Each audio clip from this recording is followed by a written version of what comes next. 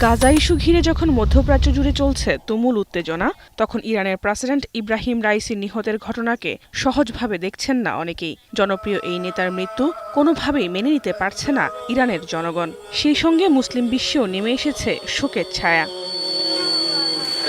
এ নিয়ে যুক্তরাষ্ট্রের দিকে আঙুল তুলেছেন ইরানের সাবেক পররাষ্ট্রমন্ত্রী মোহাম্মদ জাভেদ জারিফ। ভারতীয় সংবাদ মাধ্যম টাইমস অফ ইন্ডিয়ায় প্রকাশিত একটি খবরে উঠে আসে এ তথ্য। জাভেদ জারিফের দাবি, ইব্রাহিম রাইসি নিহতের অন্যতম কারণ যুক্তরাষ্ট্র, আর তাদের এই অপরাধ ইরানের ইতিহাসে আজীবন লেখা থাকবে।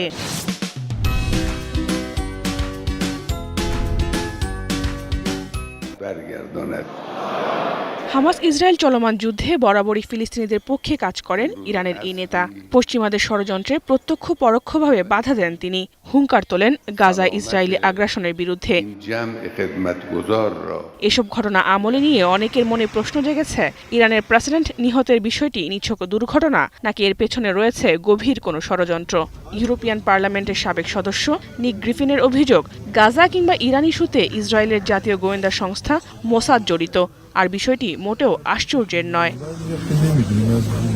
সামাজিক যোগাযোগ মাধ্যম এক্সে লেখা খুদে বার্তায় তিনি বলেন, আজারবাইজানে বাঁধ উদ্বোধন শেষে রাইসি নিজ দেশে ফিরছিলেন, আর তার এই সফরের মধ্য দিয়ে দুটি শিয়া রাষ্ট্রের সম্পর্কের উন্নয়ন ঘটার সুবাতাস পাওয়া যায়। নাগোর্নো কারাবাখ নিয়ে আজারবাইজান ও আর্মেনিয়ার মধ্যে দীর্ঘ সময় ধরে চলে আসা এই দ্বন্দ্ব কিছুটা শিথিল হতে পারে।